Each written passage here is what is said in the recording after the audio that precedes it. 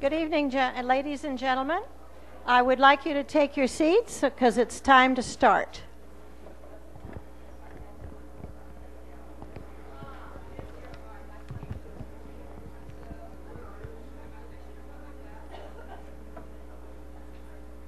Welcome to a candidates forum featuring candidates for Placerville City Council.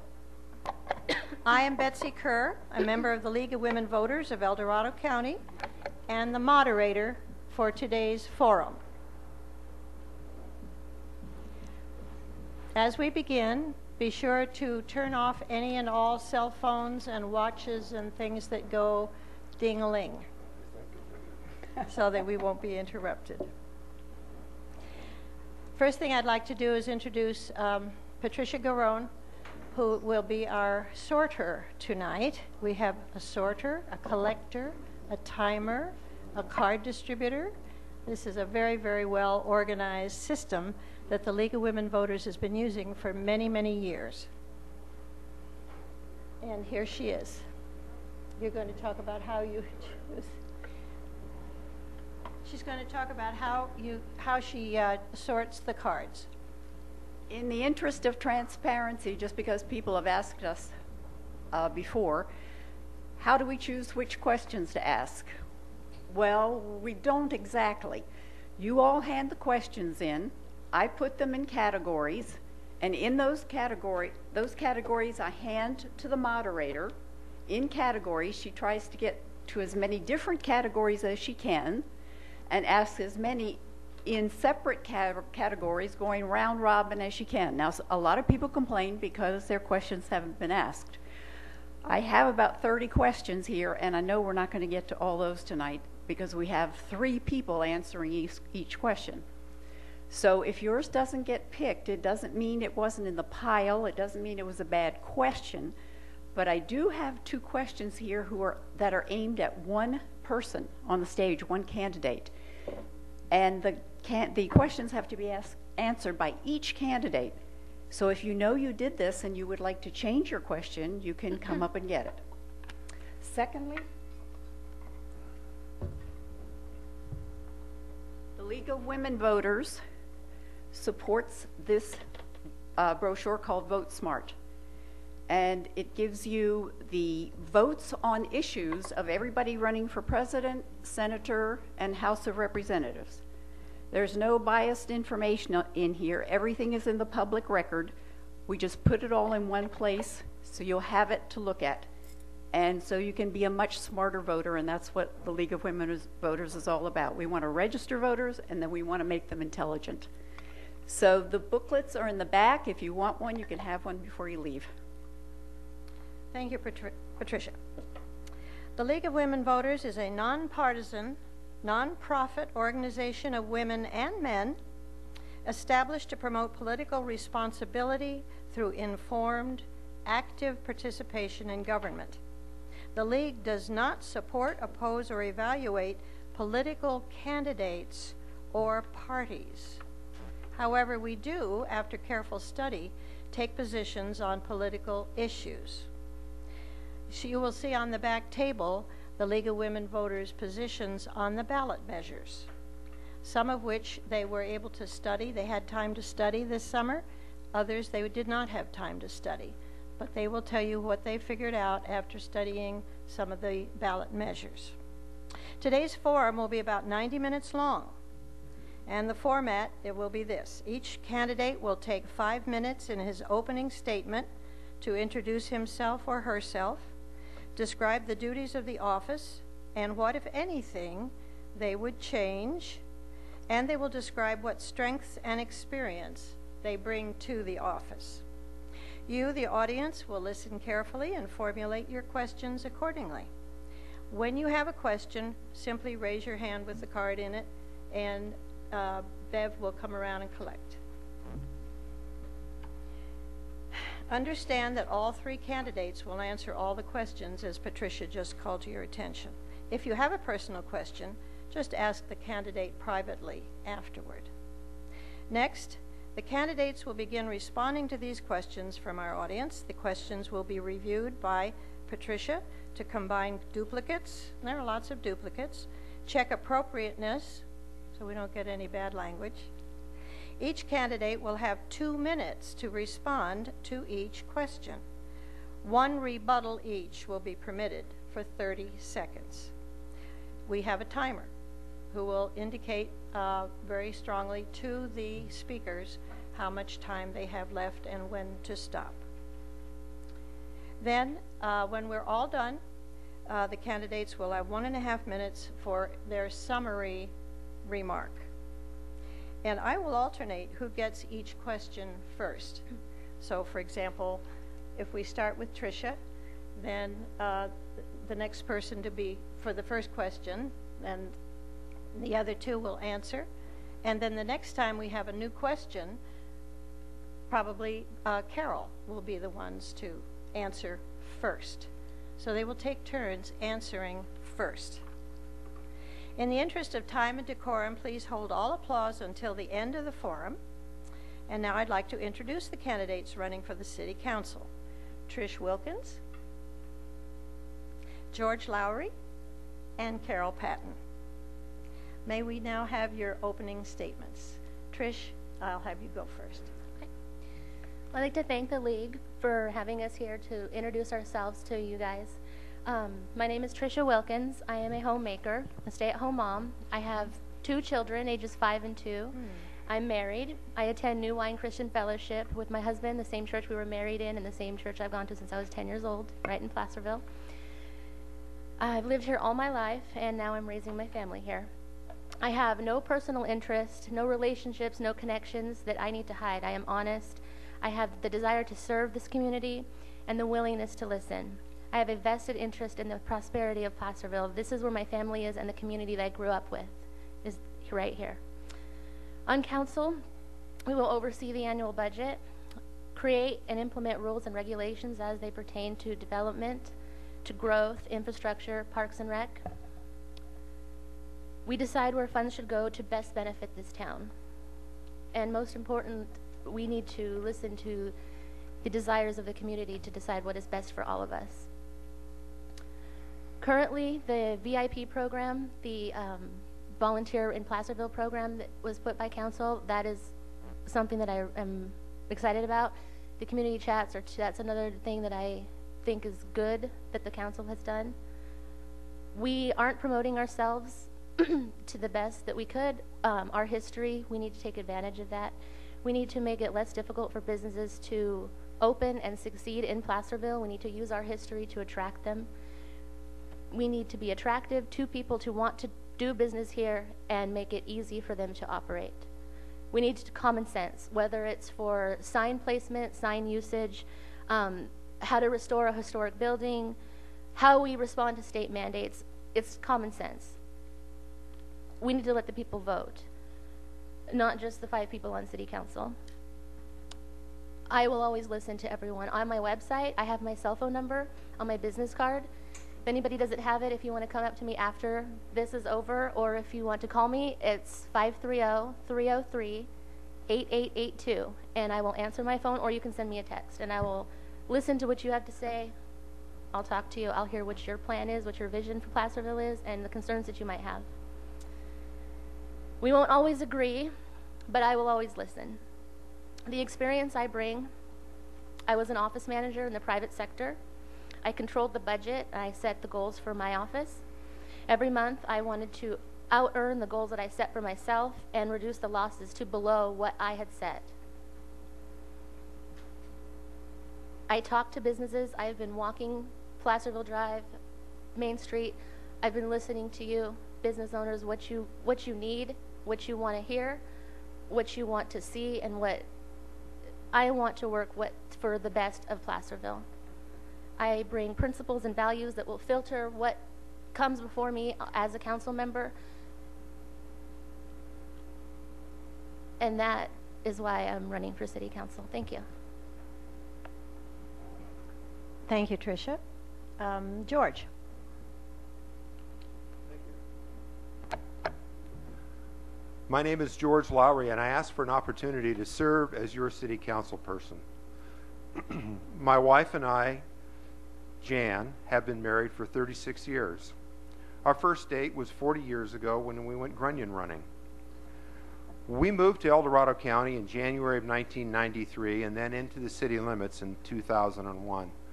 We have raised our two daughters to honorable adulthood, thanks in no small part to the schools and environment of this area. Our daughter Amelia is with us tonight, home on leave from the United States Air Force. We last saw Amelia in Thanksgiving 2011. I work for the California Emergency Management Agency. Jan is a small business owner. The purpose of our City Council is to establish local laws, reject or approve programs, to appropriate funds, to establish the city tax rate, but most importantly, to represent the public in supervising the operations of the city. Council members have legal authority only as members of the council and when meeting as legally convened council sessions. The mayor, selected to serve a one-year term by the 5 council members, works closely with the city manager to direct emphasis and resources towards priority matters.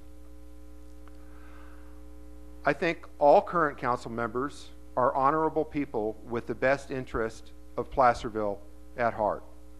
I'm hard-pressed to think of a governmental entity that operates more transparently than does our city council.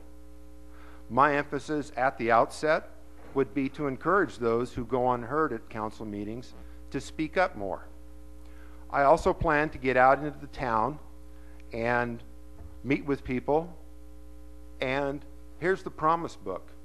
If you want me to take an issue up for completion, make me write it down in the promise book. It'll get taken care of.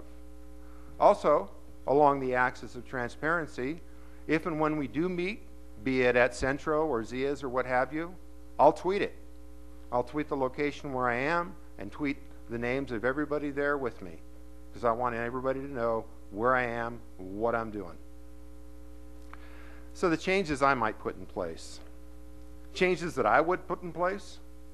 Well, if elected, I would be one of the 2 most junior members among a body of 5.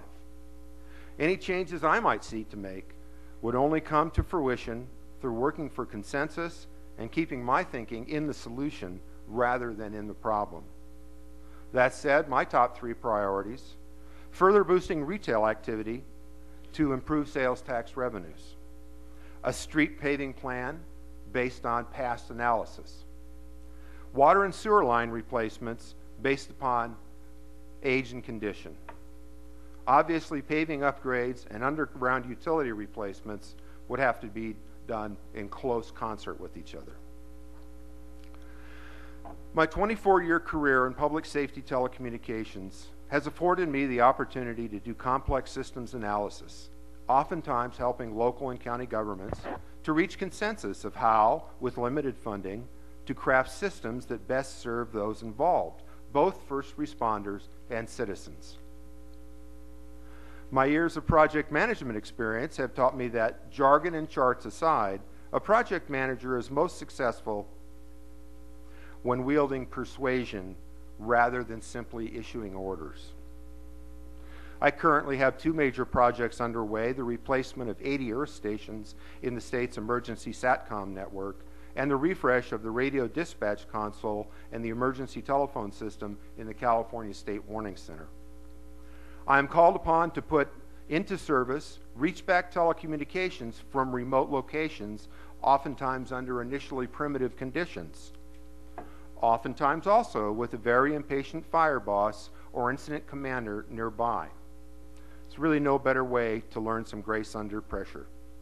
Again, I'm George Lowry, and I ask for your vote for City Council. Thank you. Thank you, George. Next, Carol. Good evening, and thank you so much to the League for inviting us here and hosting this forum. Thank you to the citizens for coming out, and also thank you to my colleagues and my very worthy opponents. I appreciate the effort that it takes to run a campaign.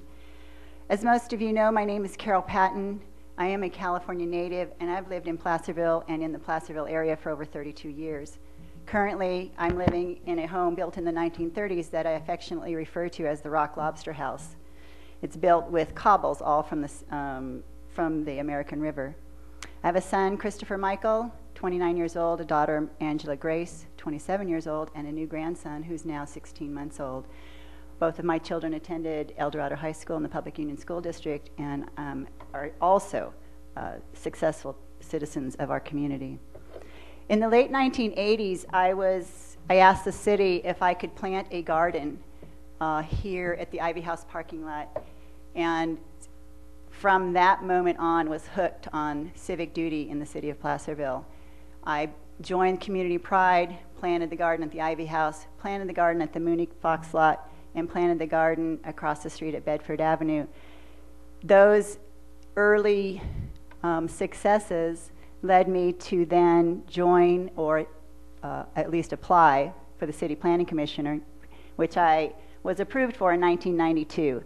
I stayed in that position for 11 years. During my tenure on the commission, lots of projects were built and approved, some were denied. The Orchard Hill subdivision, the movie theater, the Orchard Hill and Cottonwood subdivisions both were unique because they brought pocket parks into our community, which we had never had before. Rayleigh's and its parking lot was remodeled, and we planted some trees that will achieve a substantial size, which I thought was important. That was what I brought to the council was a knowledge of trees that would achieve a height that would actually shelter the asphalt, which is what they were supposed to do. The Big Five project, which you see on Placerville Drive, was approved when I was on the commission. The Eschaton project up on Broadway. The Aquatic Center, the Highway 50 Ops project, which started from the Downtown Revitalization Action Plan and the downtown projects that occurred. We had a lot of town meetings back in the early 90s. That particular plan that the downtown merchants actually did actually forced Caltrans to issue a context-sensitive design, which brought about the nice longitudinal barrier along Highway 50. I'm proud to be a part of that. We approved the new EID buildings up on Mosquito, the Marshall Hospital expansion, In-N-Out Burger, Studebaker building on Main Street, the Emerald Street complex on Upper Main Street, Placerville Coffee Depot on Lower Main, the transportation building on Mosquito, the bike trails now paved and connected, and numerous others that you can see that once you get involved, it's like an addiction. I owned and operated a small store on Main Street for many years, the Placerville Clothing Company, from 1993 until I closed the store last year in 2011. During that time, I was very involved in the Placerville Downtown Association, serving at times as the president, the vice president, secretary, and treasurer. I've always believed, rather than to sit back and complain about things, to move forward and fight for change. I think I would bring to this council a depth of understanding of issues both past and present that's not currently offered, that I have a proven commitment to this city. I recognize the constraints of living within a budget and the challenges that are inherent to that budget. I have business and personal connections that stretch across this community as well as the region and this state. So the three priorities that I would offer would be connect the trail from Clay Street to the pedestrian overcrossing, connect the trail from Main Street to the terminus at Ray Lawyer Drive, and build the dog park below Kentucky Fried Chicken. All right. Thank you very much, Carol. Now, you're going to be the first person to answer the next question. I actually have two that are very similar, so I'm going to ask them both, and then you can address the issue. When voters or citizens speak up against the plans being made by the City Council, do you consider that freedom of speech or bullying? And the other question is, as a candidate for council, how do you propose to censor or encourage the input of citizens at council meetings? Carol? Thank you, Betsy. Freedom of speech versus bullying is all in how the person at the podium delivers what they're asking for.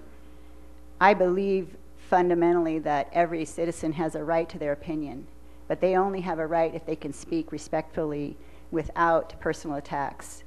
I've been the subject of both. It's up to the person running the meeting to be able to handle inappropriate behavior. I believe that the citizens have a right to say and fight all the time for their at least 3 minutes at the podium. It gets very difficult when you run a meeting into the 11 and 12 o'clock hour to honor that. But I do believe that every citizen has a right. I do also have a cell phone and an email address and welcome any input if you want to speak one-on-one. All right, thank you. Trish, will you please address that question? No, I don't think it's bullying. I think it's free speech, and I encourage it, and I want to see more of it. On council, I want to be encouraging it by going out there and showing my face, walking the streets the same as I'm doing now, and saying, why don't you come to our city council meeting? Come to the community chat, but there's also the city council on Tuesday night. Stand. You're going to have 3 minutes in front of the podium, and we're all going to be listening to you. All right, thank you. George? Well, I think the difference between free speech and bullying, you can deduce it from the intent, how it's presented. Once a discussion starts to move off of the merits of the issue at hand and personal items, personalities get involved, innuendos are thrown around. Anything, really, I think any behavior that would cause to chill have a chilling effect on others' participation in the meeting.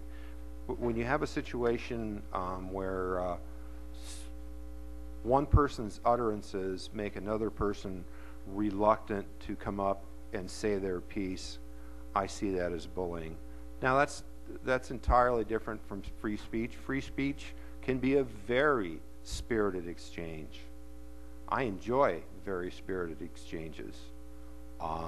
What's always fundamental is to keep the personalities and the arguments separate. Thank you. First one for this question will be George.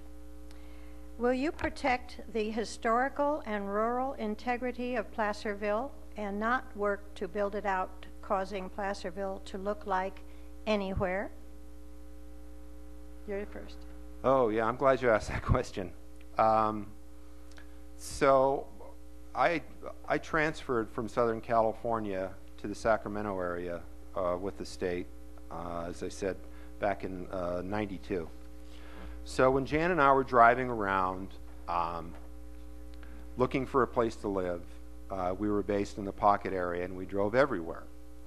One of the things I most vividly remember was driving around Elk Grove and making the comment to Jan that, you know, if we were to buy in Elk Grove, why in the world did we move out of Southern California? We may as well live in Irvine. No offense to anybody who likes Irvine. But it wasn't what we were looking for. We had about 10 years prior to that made a driving trip up Highway 49. It was the time of year when the grass was had gone past green and you saw the rolling hills with the valley and live oaks. Jan and I drove into Placerville in 1982 and it planted a seed. Fast forward to the present day, we stand in front of our little home in Bungalow Terrace. We look around and we say to each other, we broke the code. Placerville is a very special and unique place. I can't imagine doing anything to injure the historical nature of Placerville. I'd go even further and say that I'd like to see more signage. If you have a historical neighborhood where you live or a historical artifact, let's get more signage up.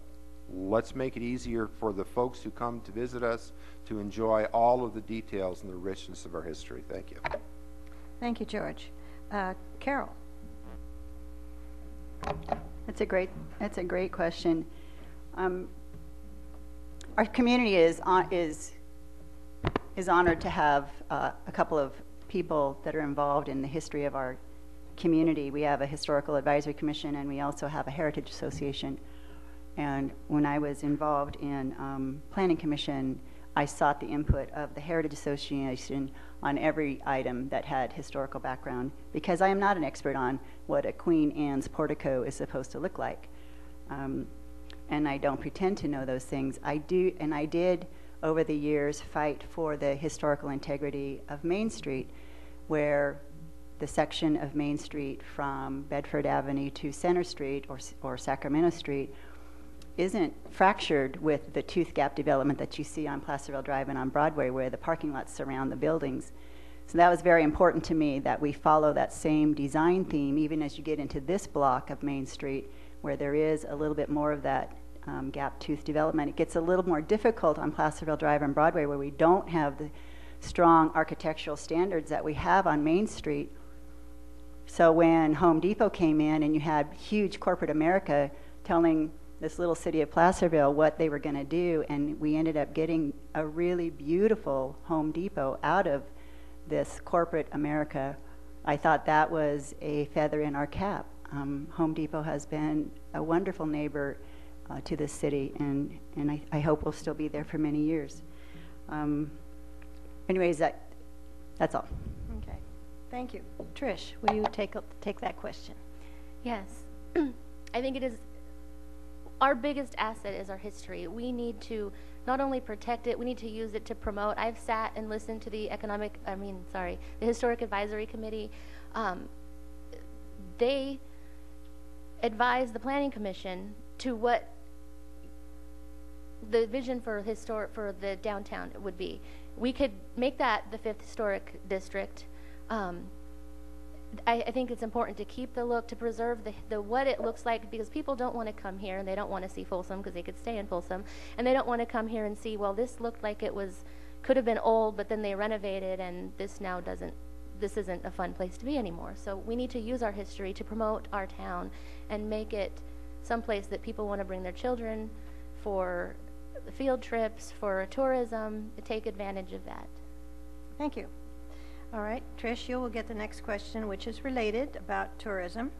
Placerville needs hotels, but the hotels have expressed Placerville will only fill rooms on the weekends and not weekdays, therefore not making it pencil out for them. What are your ideas to bring tourism in during the week? Trish? Well, in the summertime, we have weddings, and we have, our history, because we're going to be promoting our history, and people, and on our downtown events, people are going to come to those, and they're going to want to come here. But not just the weekend activities. We have weddings, we have whitewater rafting. If it's wintertime, we're right on the snow line. Where do you stay? We need a hotel that you're not just going to get snowed in on the weekend. Any hotel is going to fill more rooms on the weekend. People are off on Saturdays more than they're off on Wednesdays. Okay, that's just the way the business goes. But Placerville, everything that we have to offer, they're going to want it. It's not just the weekends. They're going to want to come. Weddings, whitewater rafting, skiing. You guys know, you live in Placerville, you know what we have. And they have to drive right through. So snow days, your husband's off he gets a day off. Oh, let's drive up to Placerville. Mm-hmm. Thank you. George, what can we do to bring tourism in during the week?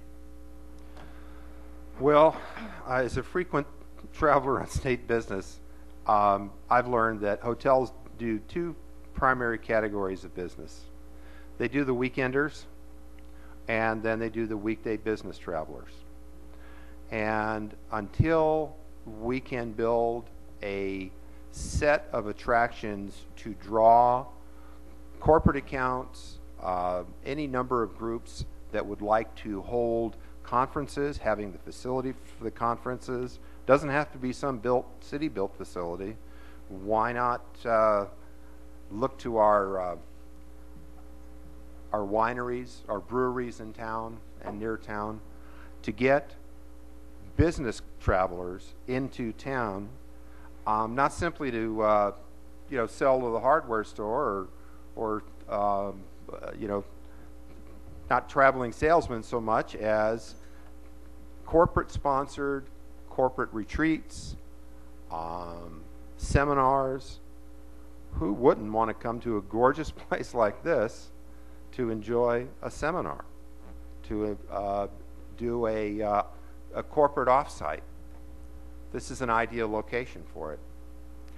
Okay. So I think in summary, it goes back to doing the foundational work for promoting Placerville as a destination for business meetings, conferences, delivering training, to get those occupants in on the weekdays, because the hotel companies are absolutely right.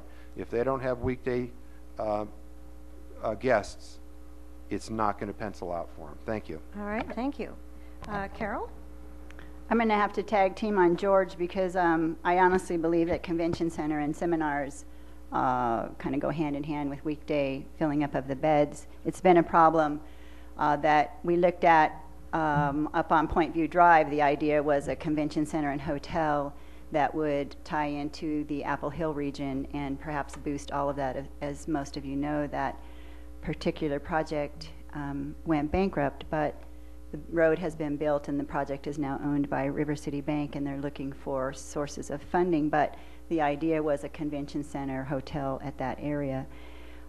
My personal opinion is not just a convention center. I would personally like to see more entertainment venues and live music and perhaps a live theater on Main Street. I believe Main Street is undergoing a metamorphosis of moving into more of a social scene rather than a shopping district, and I think that we could do a lot to enhance that look, and that's where I see you're going. Once you have a full nightlife, and I'm here to tell you that sometimes you cannot find a parking space on Friday night in this town on Main Street, that once we can do that on Thursdays and then on Mondays, then the hotels will come. Thank you. Okay, Carol, you can first go at this one. How is moving the courthouse going to help the city or its people? Moving of the courthouse will only help the city depending on what goes into the old courthouse on Main Street. The idea of having the court be out next to the jail is good for the inmates and the sheriffs and the police department, but I don't think it's so great for Main Street. Depending on what happens at the courthouse, a number of things have been talked about and dreamed about, and I think it would do us well to pay attention to what uses are proposed for that site and whether it stays in state ownership or it goes out to the private sector. Okay, thank you. And then we have Trish. Well, I'd like to see the courthouse come back to the city. I would like to see, if it's going to move, it makes some sense to have everything be in one spot, because then you don't have all these little courthouses paying. But I think that we need to be proactive and start now. What are we going to do with the courthouse? I mean, there's some good options. It's beautiful. I mean, I drive by and there's people taking pictures by the cannon and standing on the steps. So no matter what is in there, we have to make sure that it stays gorgeous and valuable. But that's what I mean. Be proactive now. Don't think, oh my gosh, the courthouse was just sold and now it's empty down there, because that could kill Main Street. That could kill the business that support it as it being a courthouse now. So whether it be a beautiful restaurant on the upper and some shopping and a museum, a lounge at the bottom part, start thinking now, because we don't want to be caught wondering and having an empty building. Thank you. George. Well, I think the reality is that the logistics, the thrust of the state financing is going to put that courthouse next to the jail. From what I've seen in state government from the past 5 to 10 years, if the state owns it, they're going to sell it. Their very first opportunity. They need the money.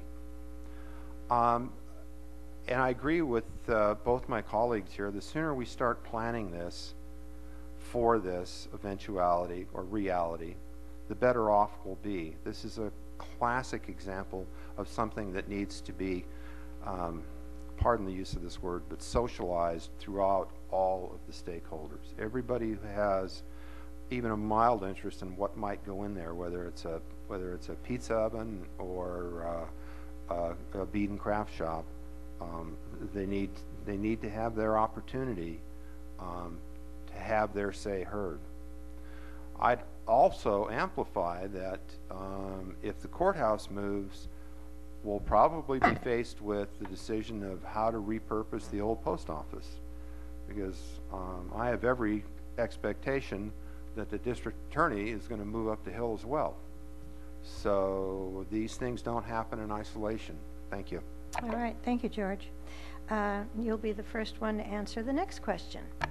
Do you agree the city should increase the number of living units per acre and other infill projects? Will this improve the quality of our lives? George. What a hot potato.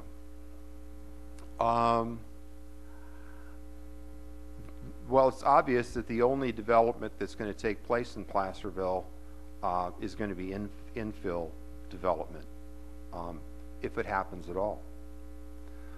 It's not as though Placerville can start annexing large swaths of unincorporated areas. Anybody that was here to witness the Andler Road process will know that people who don't currently live in the city are not really anxious to be absorbed by the city. Their reasons are their own, so I don't have no quarrel with that line of thinking. I think there are some opportunities for creating more walkable cities. I'd like to explore the possibility of doing mixed use along Placerville Drive, and looking at lessons like San Jose's Santana Row, for instance, where, ironically enough, the latest and modern design is retail at street level and housing units on the upper floors. Precisely what you see on Main Street in the historical buildings, if you look closely. Thank you. Thank you. Carol? It's interesting, this comment about dwelling units on Main Street and how upstairs we have apartments and downstairs we have retail, because the irony today is that our fire codes don't really allow for that type of new construction. So there has to be some thought given to how best to integrate the new rules or the new codes with what we want as a city, because obviously historically we do have housing and retail co-located together.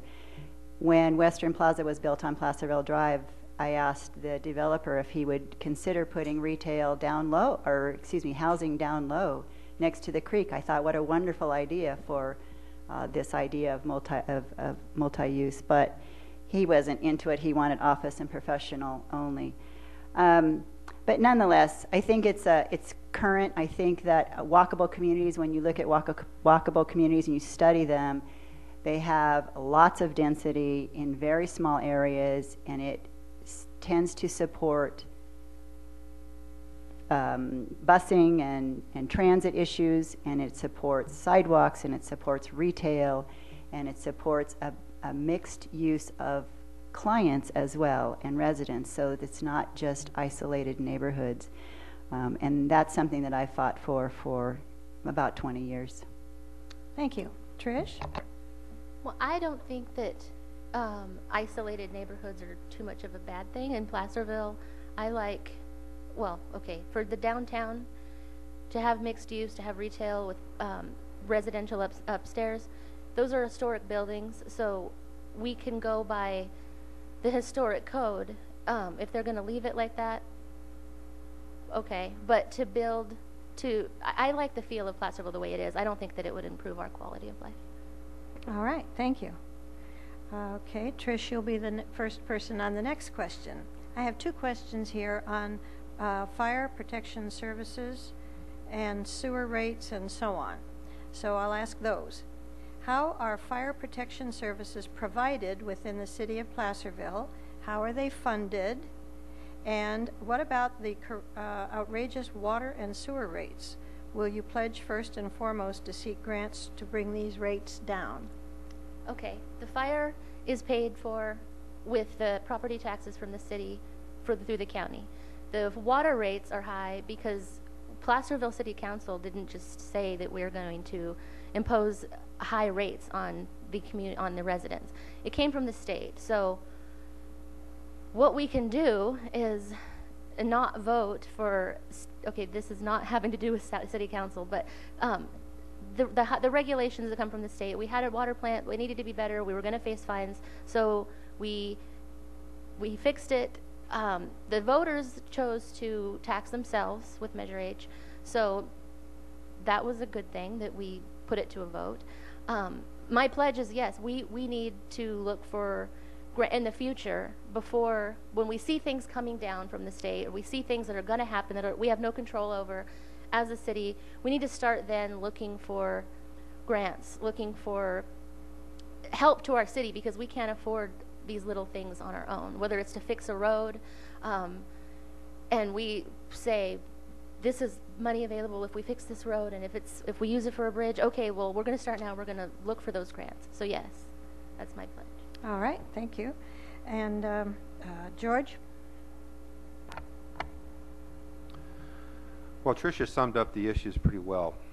So I'll just add that, the city incurred expenses as a result of changes in effluent water quality standards. This whole change in the regulatory environment is far from over. We've done downstream water, greenhouse gases. It's coming. So we're going to be forced to face these realities on reducing the amount of greenhouse gases emitted within our municipality. We're going to be expected to do it by making design and planning decisions. We're going to find ourselves being influenced greatly by what SACOG chooses to do. So the answer is stay informed, keep up to date, and get ready, because more is coming. Carol? First part of that is, yeah, the fire protection services are provided by the county through the city's property taxes.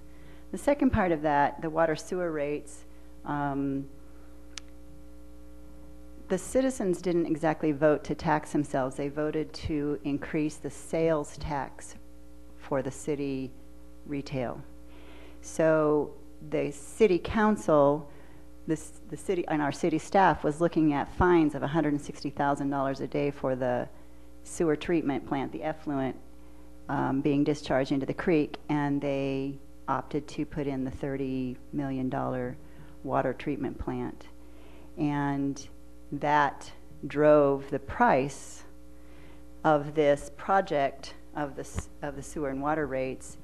And I always appreciated one particular statement when at one of the community meetings it was said that this particular system belongs to our city. It belongs to the residents, and at some point you have to pay for the infrastructure to provide clean water and into your homes. And at some point, our city would not be able to provide that. It was a very fundamental question, but I liked it because it really daylighted the problem that we have, that the city for years did not pay attention to the infrastructure. And then we're faced, as George said, with regulations coming down from Sacramento that forced our hand. So as much as possible, I think that the city is very keenly aware of, and I would pledge also to be keenly aware of grants and any assistance that we could get to lower the rates. Okay, thank you. The next three questions are about roads. So I think I will combine two of them. The Placerville Drive interchange project will cost nearly $40 million. Should this be our priority? Is this what we want? And do you agree with the city borrowing $2 million from the county road fund? Placerville residents will pay for this debt. First person is Carol. Transportation planning issues usually happen 15 to 20 years prior to any project coming to fruition. So when you ask me if I would prioritize the Western Placerville Exchange today, maybe I would, maybe I wouldn't. But knowing that the courthouse is going to be there, if we want the courthouse to stay in the city of Placerville, we need to do that interchange. We want the courthouse to stay in the city, so we do the interchange. It costs $40 million. We have to borrow money from the county because our city can't afford to do road projects on its own. So that, in long and short of it, I would say yes. I would still continue to vote for Western Placerville Exchange and the Placerville Drive improvements, and I would borrow the money from the county to pay for it. Okay, thank you. And next is Trish. Yes, if the courthouse is going to be there and it's going to be, well, we're going to need to keep it in Placerville, and it's already in place, like Carol said, 20 years ago. Yes. What was the second part of the question? Well, first part was the costing nearly $40 million for the interchange, and the second part was borrowing $2 million from the county road fund. Yes, borrowing from the county. Yes, we need to borrow from the county. The county, it's the county buildings up there. It's, it was, yes. Okay, thank you. George. Like Carol said, once the first form board goes up or the first shovel of dirt gets turned on a transportation project, you're 10, 15 years into it, so it's pretty much baked in. So we can have our opinions. I think that what I've seen go in there so far, I'm pretty fond of. I really like that bridge that gets us around all that traffic coming right as you come into town. I say this as a van puller of some 12 years experience, and I really like not having to sit in that van for an additional 5 to 10 minutes to get to town. The $2 million issue,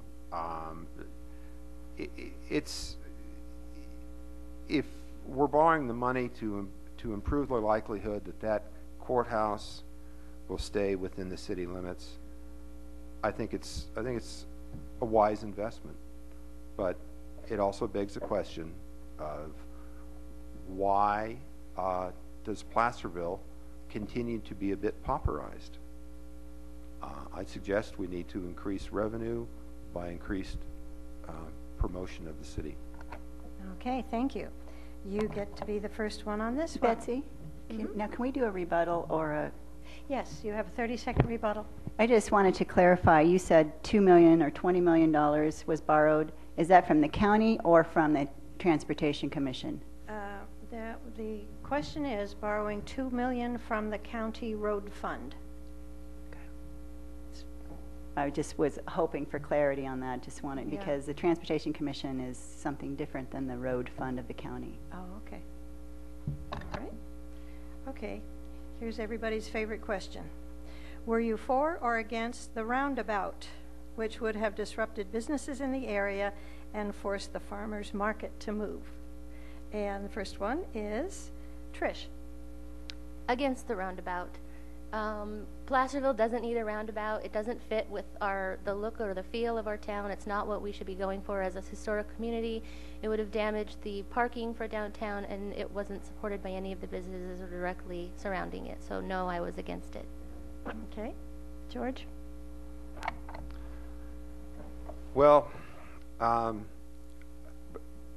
my summary of the roundabout is I believe it was a colossal failure of civic engagement and promotion. I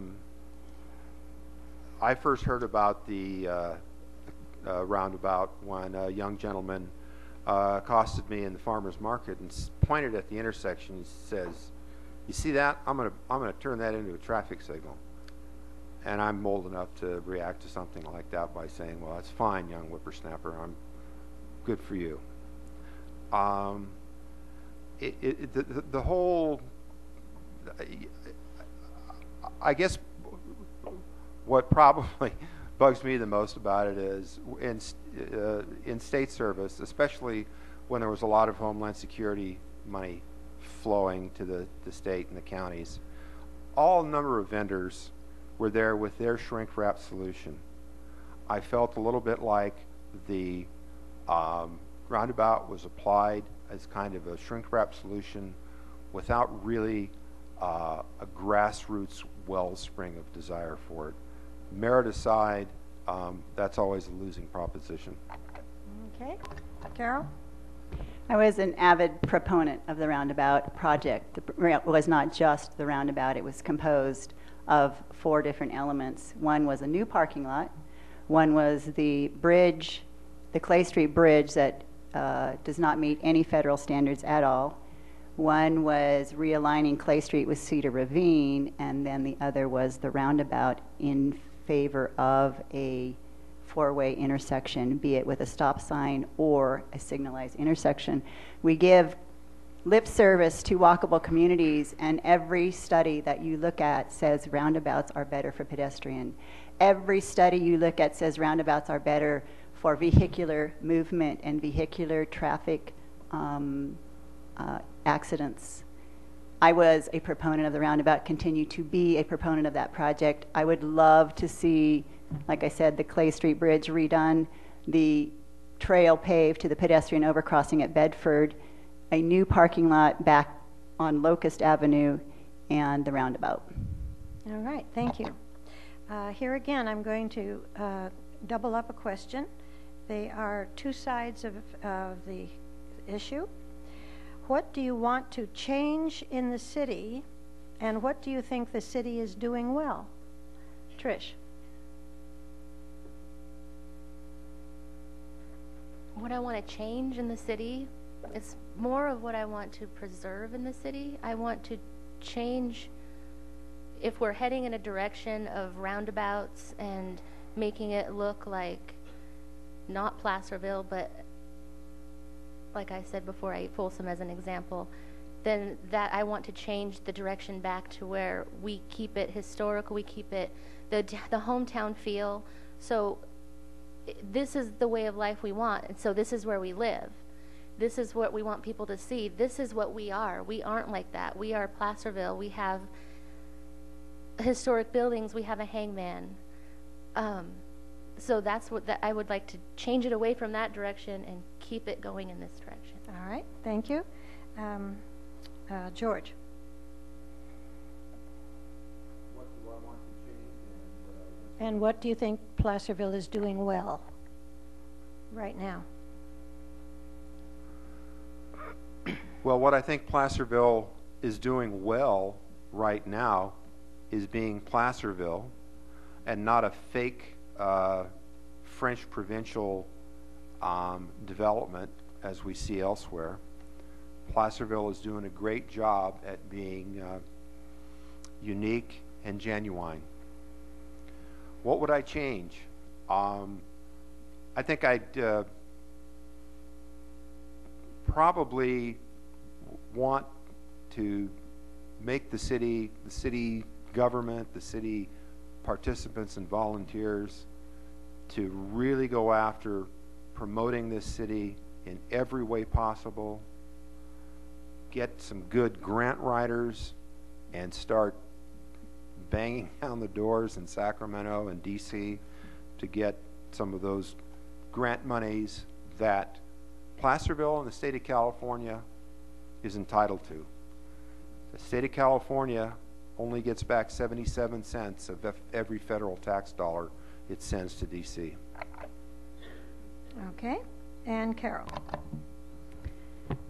I've often thought that our community has been doing well, and I continue with that belief. I think we have a very responsive city council, a responsive city staff, and I admire what they put up with on a weekly and even a daily basis.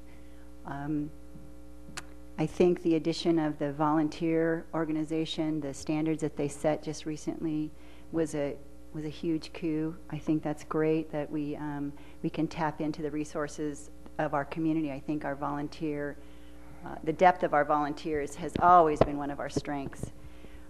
I do believe that we have a problem mostly with perception, that of the public perception that perhaps Main Street is dying or the city council cannot be trusted. And I beg to differ. I think, as I said earlier, Main Street is undergoing a metamorphosis as it has done over the last 150 years. It mirrors the community that it represents. And as our community changes, so do the uses downtown. As far as City Hall, the perception that City Council can't be trusted, I think any perception can be dealt with through information. The social media that's available to us right now, George alluded to it earlier by saying he would tweet information. Those kinds of efforts are easy and quick and can pass information in an instant, and I think that's incredibly important in a small community like we have here, and I would do everything in my power to promote more information rather than less. Thank you. All right, Carol, you'll be the first one on this one. What do you think of the Hangman and the Herrick and Hangman buildings? Would you offer support to the restoration efforts, or would you move to demolish those buildings? The buildings, the Herrick Bonsteel Brick Building and the Hangman's Building, are private property, and as such, I don't believe government has any business in funding or even assisting in funding that. That being said, I think that as a community, we need to have very strong standards supporting our history and our heritage buildings, of which we have some. They're not, we are only, I don't know how many of you know this, but Main Street is not even a designated historical district. It is of historical significance, but the individual buildings themselves are not. And that, in my opinion, is a travesty. There are so many beautiful buildings downtown, of which the Herrick Bonsteel Brick Building is one. I happen to find it beautiful. Not everyone else does, but that's the beauty of my opinion. You don't have to. However, I do think that private property rights have to take precedent over government intervention. All right, thank you. Trish, Hangman. Hangman. Okay, well, no, this isn't a historic district, but we have buildings that are on the historic inventory, and I'm definitely wanting to preserve that building, the Hangman. I think that the Hangman needs to stay hanging right where he is. I don't think that he's a sign. I think that he draws interest to Placerville. If somebody's going to come to Placerville and look at the Hangman and say, oh my gosh, what a gruesome display. They're still in Placerville, and they're still going to get some gas, and they're still going to eat before they go home. So, yay, Hangman. Okay, thank you. George. Well, with regard to the Hangman, I really have only one metric, and that is, does it increase retail activity in Placerville, or does it do the opposite? So my love or disgust for the Hangman is purely about the money. With regard to the buildings themselves, I agree with Carol that the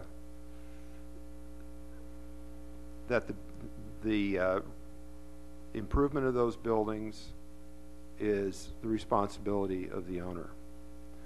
My concerns arise from the fact that what I see are 6,000 square feet of unreinforced masonry construction that is going to require, if you want to talk about the government involvement, it's going to require, I'm not an architect or an engineer or a civil engineer, but I see a lot of seismic retrofit in that building.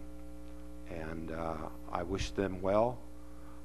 I'm uncertain as how it will pencil out. Thank you. Okay, thank you, George. George, you get the first question. Were you in favor of creating a redevelopment agency in Placerville without the people voting for or against it?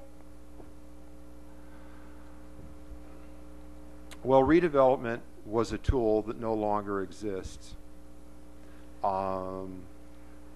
Again, to me, this goes back to getting community members involved early on so that you can try to replace early on fantasy with facts. The city council reacted to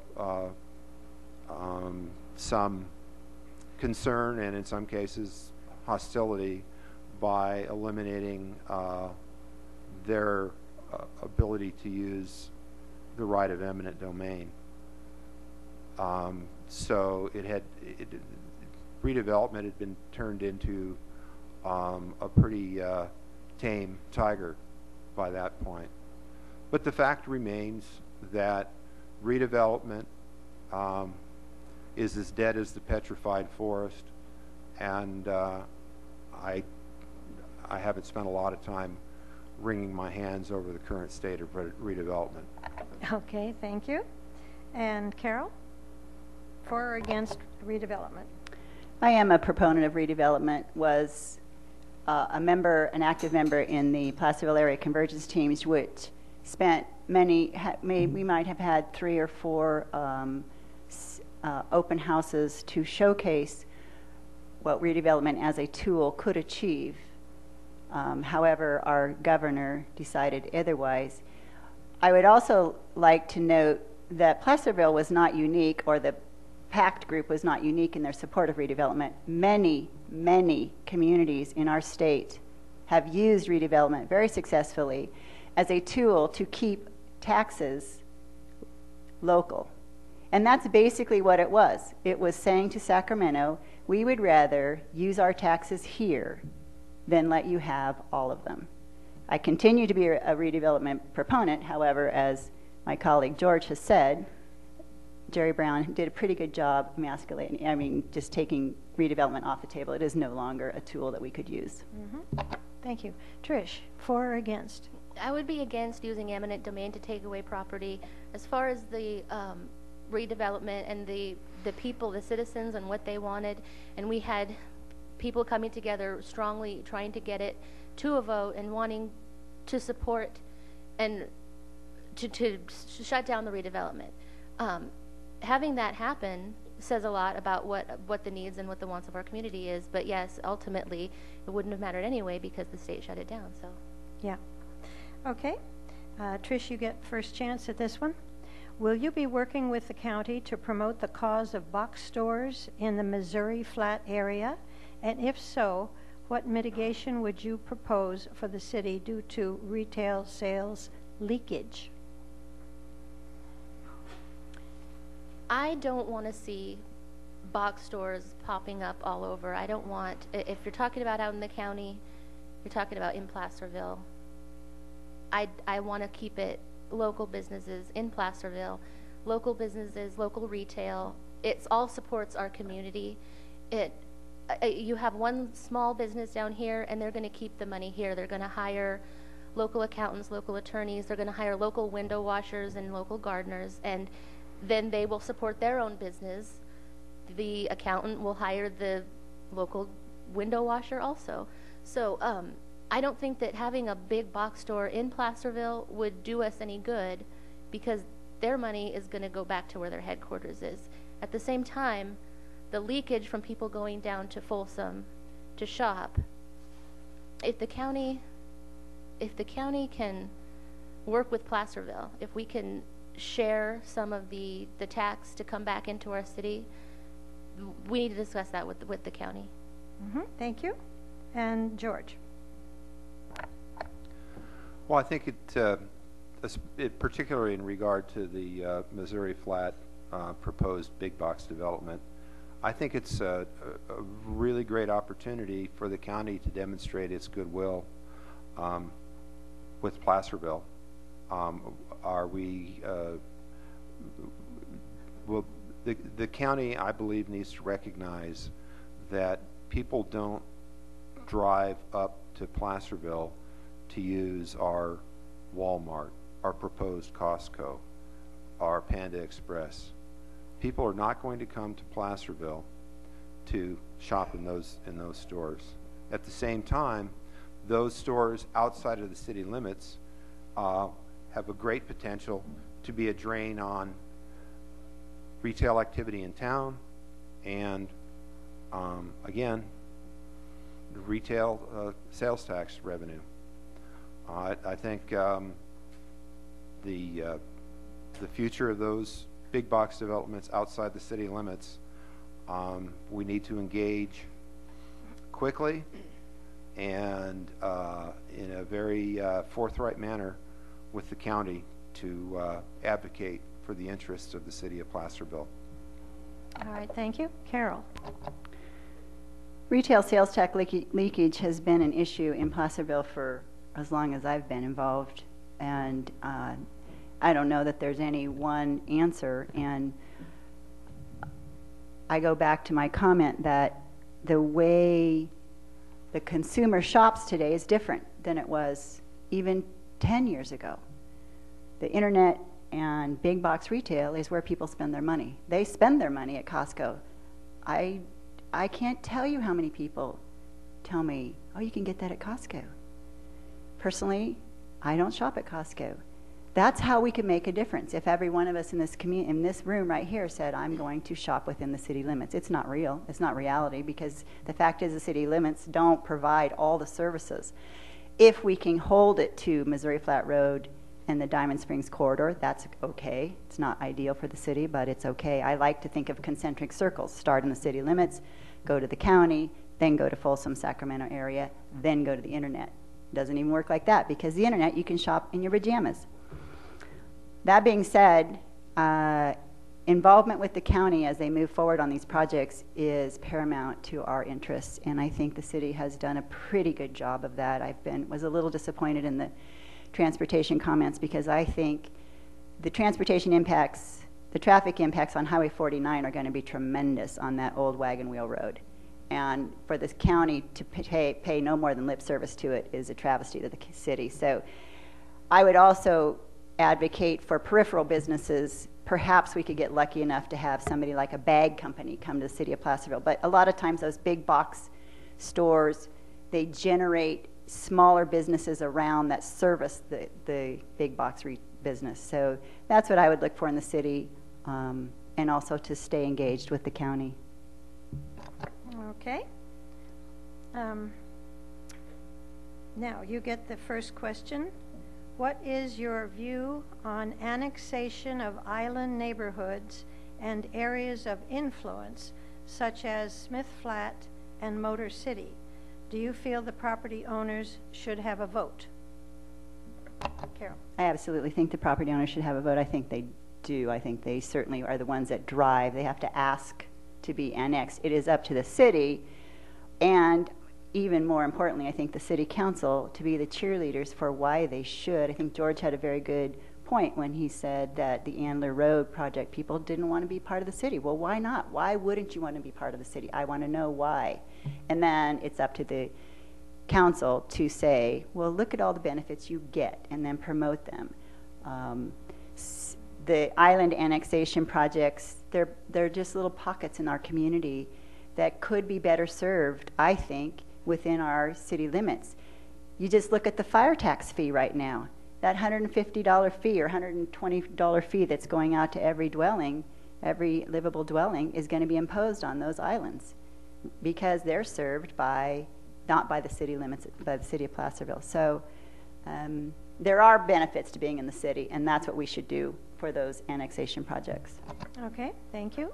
Trish, what's your view on annexation of island neighborhoods? I think it should be put to a vote, and I don't think that the government should come and they're not part of the city. They chose to move there. I think it should be, if they want to, then they can vote. They can vote themselves into the city. We can tell them how great we are and how you guys should come be a part of our city, but it should be up to them. I don't think that we should take over the part that wasn't city and just all of a sudden make them be part of the city. Okay. George? Well, having grown up in an area where county islands existed inside the city limits and seeing some of the inefficiencies there, not to mention drastically different police and fire response times for a cluster of 4 houses in Los Angeles County territory rather than in the city of Covina. I think being annexed has merit. That said, it's entirely up to the people who live in those neighborhoods. But I can't tell you how many people have told me, well, I chose my house because it was outside Placerville city limits. Okay, fair enough. So I don't think there's any place for rounding neighborhoods up and bringing them in force majeure. Thanks. Thank you. George, you'll be first on this one, and this is a little bit like what you've been talking about earlier. Do you support using taxpayer money to incentivize private development? Oh boy. This is one, and it's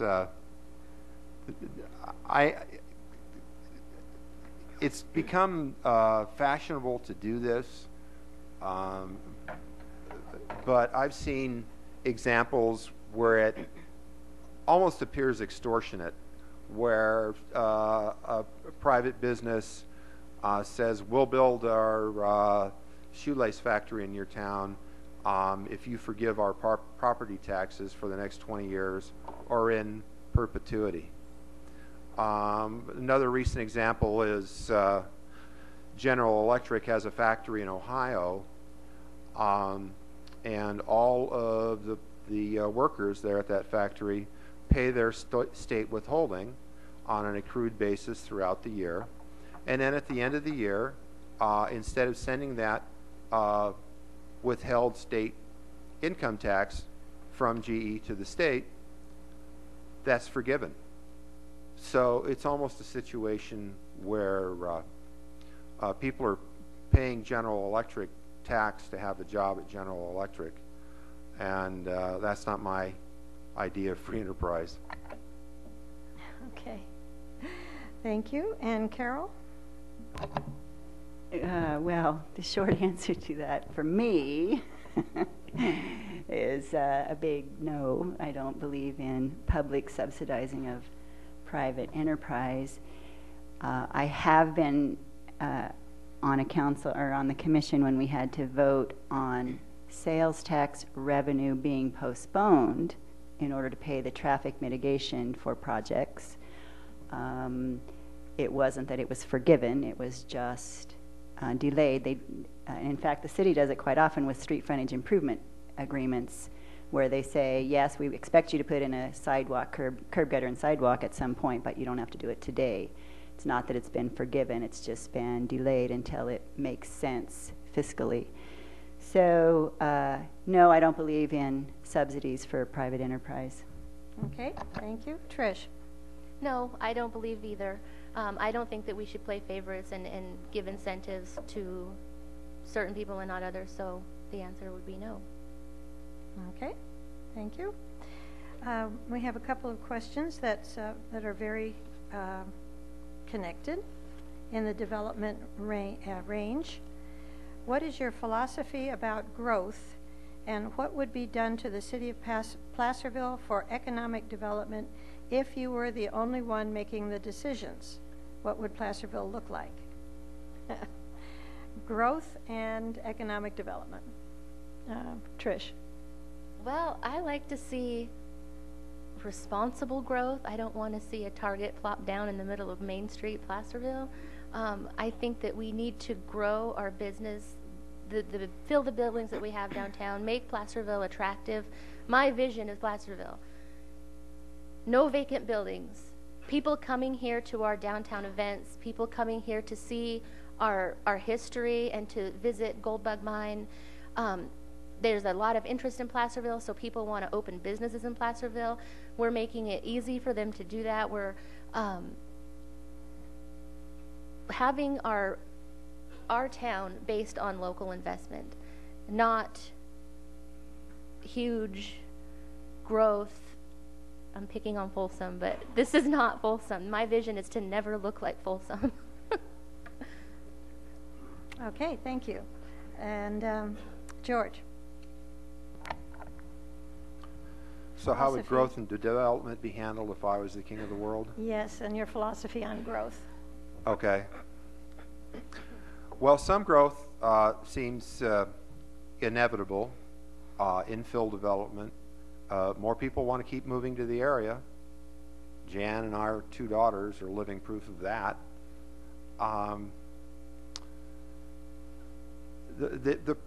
As I see it, you can grow or you can die. I mean, it's not outside the realm of possibility that if Placerville makes the wrong choices about growth and development, it might otherwise be known as Bodie someday.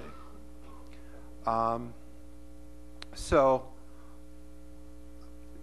we're in a unique position to be very particular about the development that we encourage and allow in the city.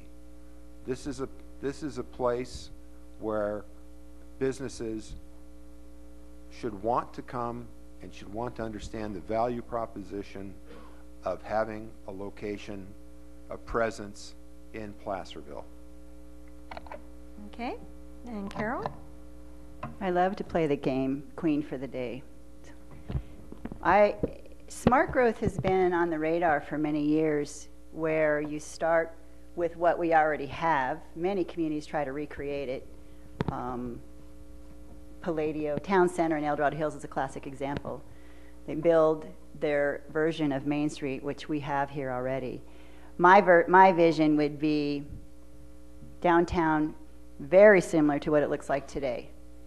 A few more apartment dwellings upstairs, Upper Main Street filled with additional restaurants, Broadway and Placerville Drive filled with more commercial type businesses, small scale big box retail like we have with Office Max, and I know and Big Five.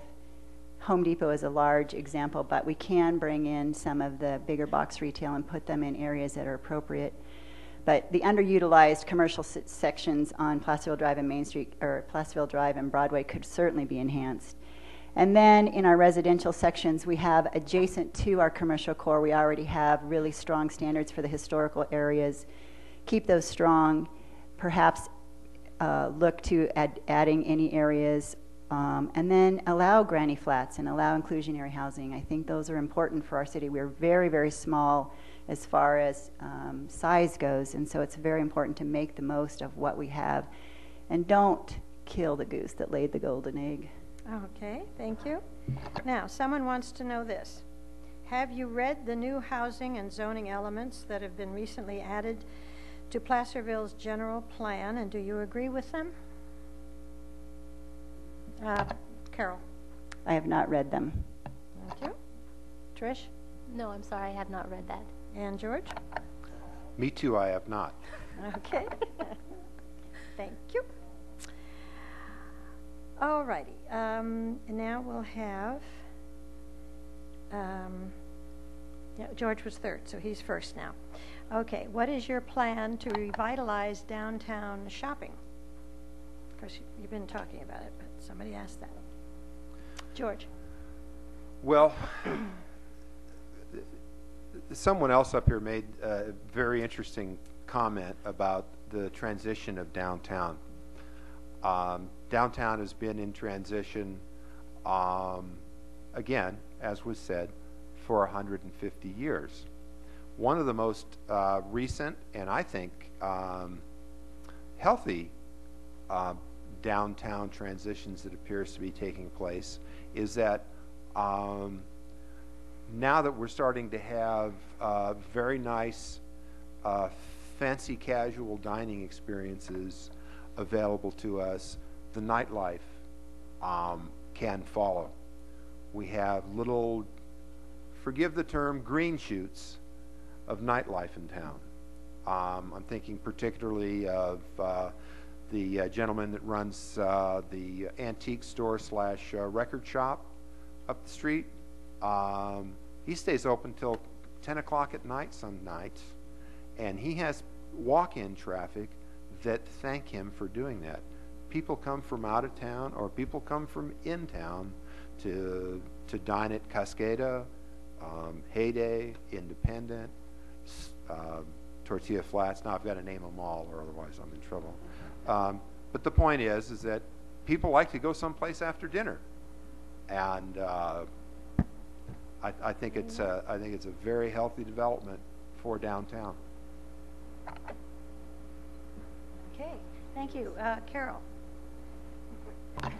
Well, I'll go back to, I think that downtown is revitalizing itself. I think the best thing that the government can do, and I think City Hall already did it, was to keep City Hall and the labor force adjacent to Main Street, and whatever we can do to provide industry close to Main Street helps during the day. The addition or the move and the rebuilding of the Fousel building with the Nova Nexus project over across from Bank of America was a phenomenal success story, I believe, holding on to those high-paying jobs in the city limits adjacent to Main Street. I think that's critical, and that is where government, I think, can help. We certainly, as I said earlier, don't believe in subsidizing private enterprise, but can certainly encourage it by showcasing areas that are of opportunity. Mm-hmm. Okay, thank you. And Trish? We need to promote our city. We need to our downtown events. The last one we had, Oktoberfest, the guy that was running Oktoberfest, he wasn't even from around here. He was having a blast. I talked to him. Are you from Placerville? Oh, no, I'm here working. People from outside the region, this is what I'm passionate about. Promote our city, use the history, use our surrounding areas, the wineries, the wedding locations, get people jazzed to come here, and then people see this is where I want to put a business, and it's going to take care of itself. We'll have a full business. We'll have the buildings full. Vacant buildings don't look very good, but when there's a business in there and there's foot traffic and there's a really cool event and people are out enjoying themselves and we have our local money spent here, but there's only so many residents of Placerville, we need people from over here swarming into Placerville because we are so great in spending their money here. Okay, thank you very much. That concludes our questions for tonight. When the clock is telling us we're very close to our 90 minutes. Before we have the closing statements, I would like to thank the candidates for participating. I would also like to thank all the volunteers who have made this forum possible, and the audience. This forum has been designed to impart information to you, the voter, in accordance with our belief that a democratic government depends on the informed and active participation of its citizens. We hope that the insights you have gained from this forum will aid you in making your decision. Please vote on November 6th and help make our democracy work. If you're interested in joining the League, pick up a brochure at the back table. For information about your ballot, go to smartvoter.org, and there's information on the back table about that too. Enter your address and you will see your ballot before it arrives in your mailbox. You may then look up each candidate if they have entered their information. And now we will have closing statements, 1.5 minutes. And the first one will be George. Well, I think I've pretty much said what there is to say about me and my views. One of the things that got me into this process was the realization of how good Placerville has been for and to our family. You know, it's often said that if you don't vote, you can't complain. For me, this has been an experience, you know, if you don't participate, if you don't serve, you can't complain. And the worst that can happen is if I'm not elected, I will still be a qualified and recognized city gadfly. My name is George Lowry, and I ask for your vote. Thank you. Thank you. Carol. Well, I've been known as a government groupie over my few years in service, and I have, as I said, raised both of my children through the public schools, and Placerville has been a very supportive community to my family and to me, both professionally and personally. I have always fought for high standards within our city. I have not sat on the sidelines and complained, but rather have gotten involved and pushed for change and opposed some projects. And I believe that that is how a community should be run. People should be involved and not be afraid to speak their mind, not be afraid to say how they're going to vote, but to go ahead and put it out there and have the dialogue with the people that you disagree with, and still be neighbors and friends the next day. So I respectfully ask for your vote on November 6th. And again, I'd like to thank my colleagues, George and Tricia. Thank you, Carol. Tricia? I love Placerville. This is where I grew up. This is where I've chosen to raise my family because I see the value in our location and the beautiful buildings and the people who live here and the lifestyle and the mindset of the way of living in a community like this. It is important for me to have my children grow up in with the same level that I grew up in, going to the same schools. My son's going to start kindergarten next year. He'll be going to Sierra School where I went to school. So my vested interest is family, community, rallying Placerville pride, going down there, just showing off how cool we are. My name is Tricia Wilkins, and I please ask for your vote on November 6th. Now you may applaud.